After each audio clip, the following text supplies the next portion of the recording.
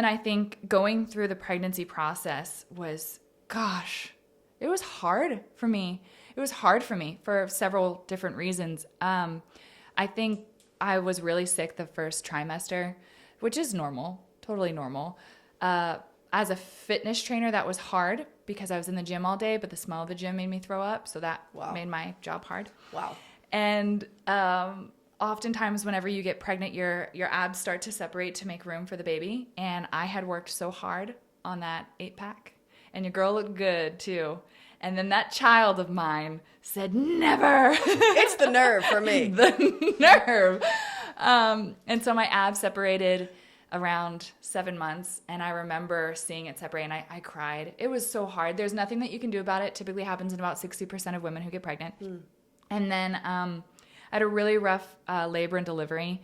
I don't need to get into all of it, but I ended up laboring for 22 hours and then ended up with a C-section. And it just really kind of blows up your body, you know. And after she was here, she was beautiful and healthy, and that's all that mattered. But my body was a wreck. I mean, my body was a wreck. And that was really, really hard for me because I had worked so hard. And I was so diligent in staying consistent with my workouts throughout my pregnancy. And I trained until literally 48 hours before I gave birth. I was still training kickboxing. So I have videos of me literally kickboxing with this massive belly, big old puffy face, you know, 9 months pregnant, all water weight. My cheeks are out to here. And yeah, trying to put my body back together after having a baby was one of the hardest things that I've ever done. Easily the hardest things I've ever done.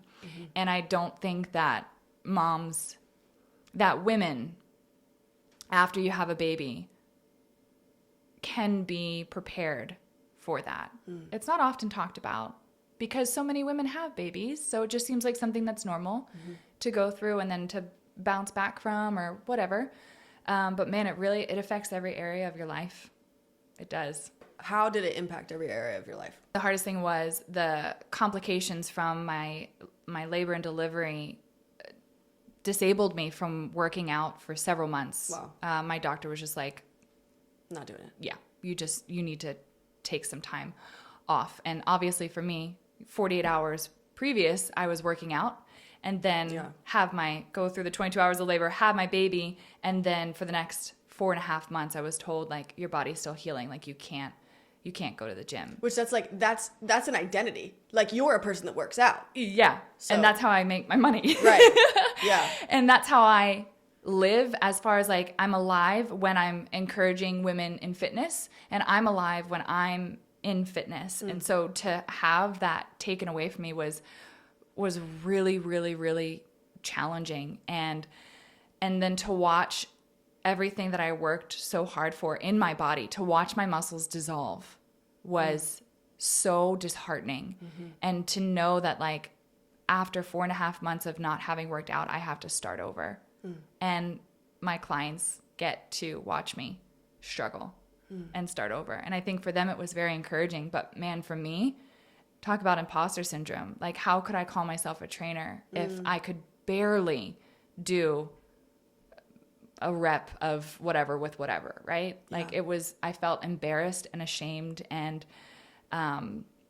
it was awful. And most times people don't know that when your abs separate, you have to do the work of bringing them back together. They don't typically come back together on their own.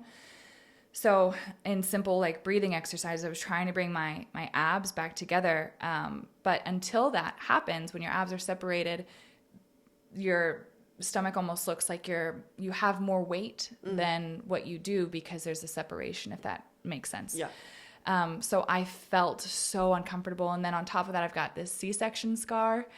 And it's one of those things where it's like, I know that millions of women have this, right? Millions of women. It surely isn't that big of a deal. Yeah.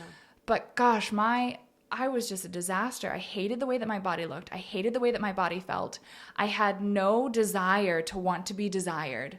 by my husband in my marriage. I didn't feel comfortable or confident in anything that I was wearing, in anything that I was teaching, in any woman that I was trying to encourage. It was coming out of just me white knuckling and like trying so hard to put on my brave face, you know?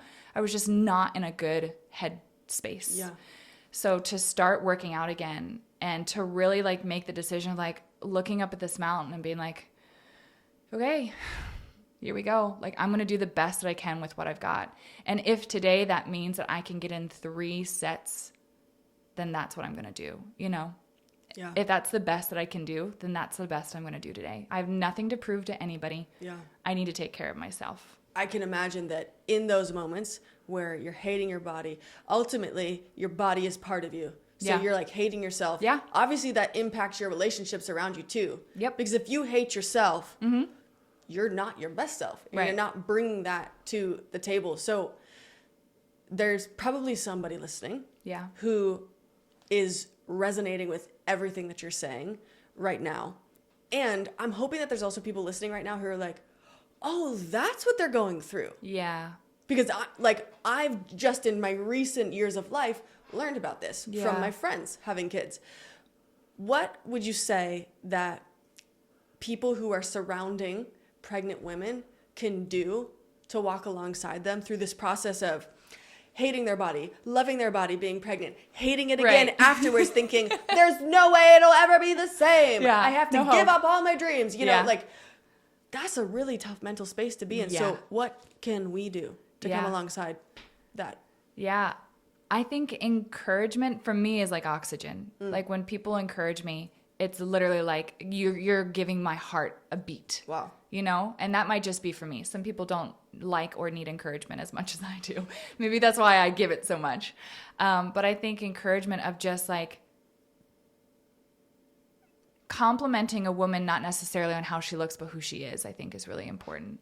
And saying like, you're glowing today, or you look very healthy, or rather than like, I got this all the time and it made me cry, and people didn't mean to, but you know, also when you're postpartum, the hormones are a disaster. You very little control over your emotions.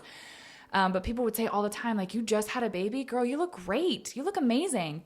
And me hearing that, it wasn't helpful because I felt like I was lying to everybody, right? It was like so misaligned. You're like, that's not Yes. true. Yeah. Yeah. So it was hard for me to hear that because then I also felt like I was defined as a success if I lost the baby weight.